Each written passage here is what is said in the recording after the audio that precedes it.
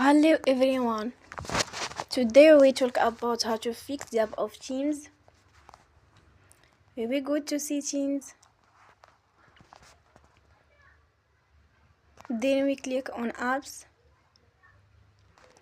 After that we search the app Teams and we click. Then you will on for stop. After that we go to storage. Then we click on clear cache.